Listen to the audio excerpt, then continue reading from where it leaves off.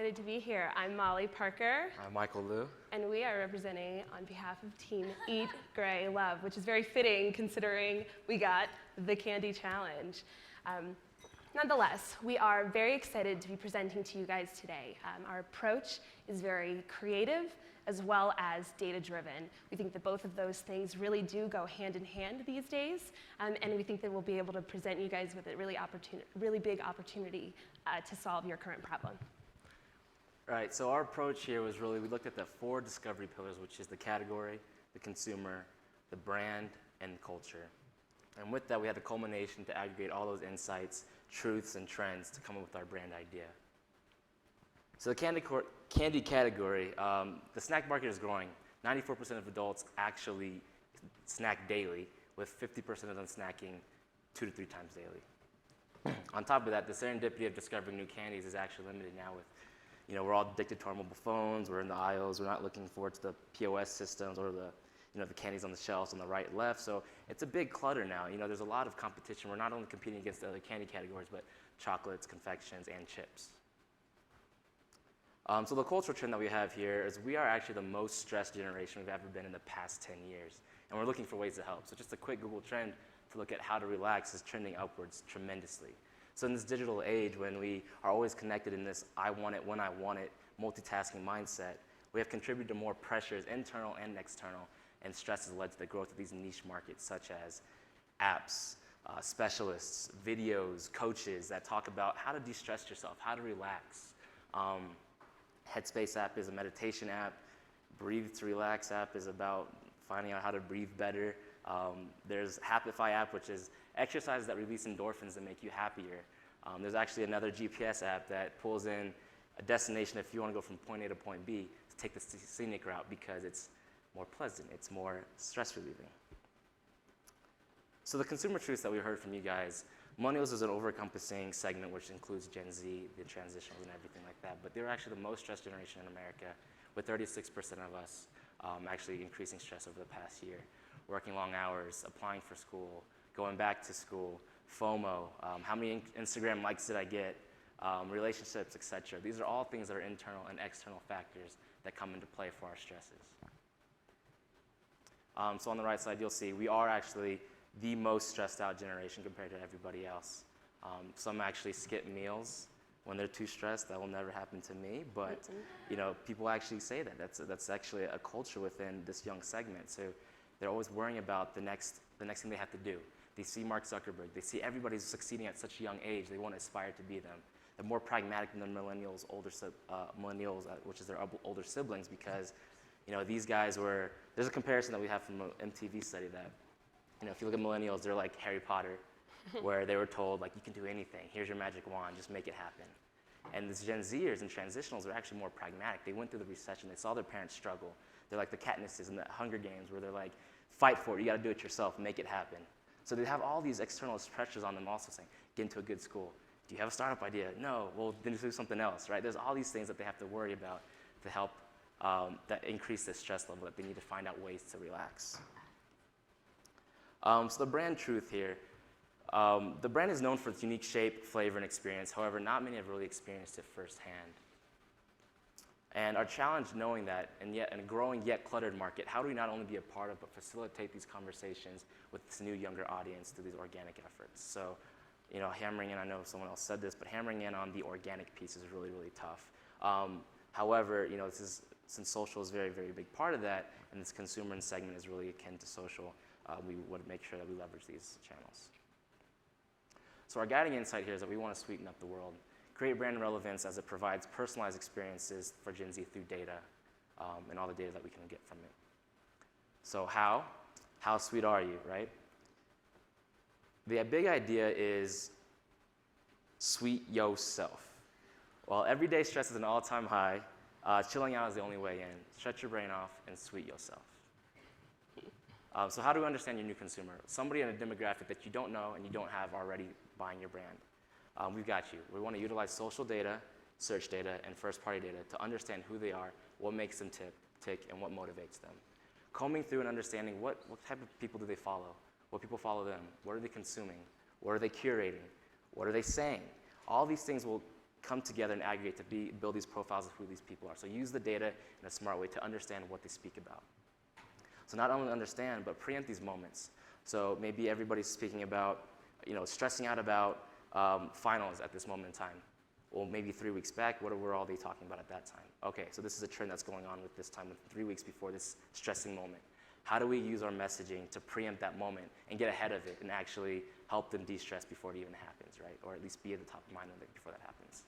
And finally, seize and activate data to personalize our messaging. So not only will we know about what they're into, what they talk about, what their friends are into, and what they do, we'll utilize this information to influence not our content, our social strategy, as well as our influencer strategy, and picking out who we want to represent our brand to speak to this segment. So where are our initial data points coming from? Well, they're coming from social. We know that the 19 to 24-year-olds are on social platforms. All of them, one of them, none of them, probably not, right? So if we're out there listening in terms of sentiment, what are they talking about? What kind of content are they sharing? What kind of pain points are they expressing via tweets or pictures? We're going to get a gauge on that through our listening tools.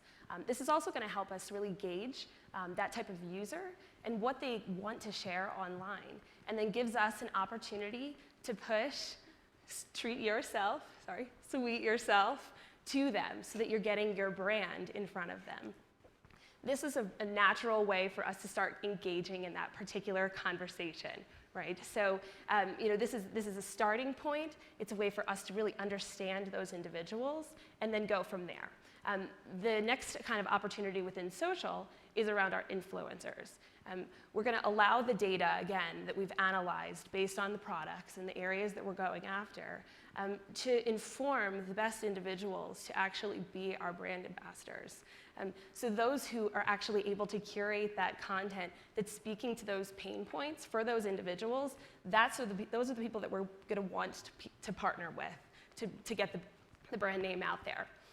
So that's from a social perspective of how we're going to really gauge the user, the engagement, and collect that data. In terms of moving on to how we're going to continue to collect more data about these individuals is by creating a microsite specific to sweetify.com. So we want to be driving any of the individuals who we're engaging with to a particular landing page where we're going to be housing all kinds of content, whether it be listicles or quizzicals, taking polls on what kind of things you do to de-stress. Not to mention, we can share all of our social content and any of the content that we engage with online through the use of applications or widgets on this site so that you guys can go and monitor what other people's pain points are online. Yeah, also to note that the influencers that we enlist for this to create the content that's specific to each audience segment that we develop will be housed here, and to address that, not only will they amplify it on their own channels, we'll just pull in that content here so we don't take away from it. Yep. Question, go ahead. Quick question for you. How are you going to manage the existing 45-year-old mom with Sweet Yourself? Well, that's a good question. I think in this case, we wouldn't necessarily be managing them through that kind of messaging, right? Because they don't necessarily, it may not resonate with them as much. I think that there is an opportunity still to bring them into the Gen Z kind of speak, to be able to kind of have those conversations across kids. There may even be an opportunity to build a social campaign where you're getting your parents and your kids to talk about the candy and their experience together. So some really important events that we want to definitely touch on center around campuses. This is where our audience lives and works and stresses out, right? So we want to be able to infiltrate very important markets based on consumer product data and go after brand sponsors on campuses who can then be our brand affiliates on the ground. And then treat them to come into what we're calling a sweetification station, where we'll be housing, whether it be meditation sessions or yoga sessions, or maybe it's small massages or things of that nature, where they can engage, relax, and then also sample products and engage with the brand. Again, this is more experiential than it is making sure that the product is first and foremost, because I think that that's going to be the most authentic and natural in order to break down those barriers to entry. Right, and also the way we chose these key markets and how we choose what activations are at each campus is going to be dependent on the people at that college and what they're into and what they stress out about and what they discuss. So, you know, something for Clemson versus UT or Texas State, they're all going to have different experiences based on their data that we collect. Mm-hmm. I just had one really quick question about the name. You had pointed out that the audience is so stressed, and then in the name of the tagline, you're asking them to do something else for themselves. Mm-hmm. So I just kind of, what's the thinking behind that? Yep. Sit. Oh, go ahead. It's a combination of reminding them to take time for themselves. And how to do that is to indulge or engage with a product that brings back memories from your childhood. It makes you feel good. It makes you have better perspective on, you know, what it is that is really the major problem that you want to solve. Right, and also what we learned about the consumers, they find candy and they use it as an escape to get away from the stresses and the pressures that they have. Mm-hmm. So in terms of our launch, our focus is the KPIs metrics. They're listed here along with budget allocation.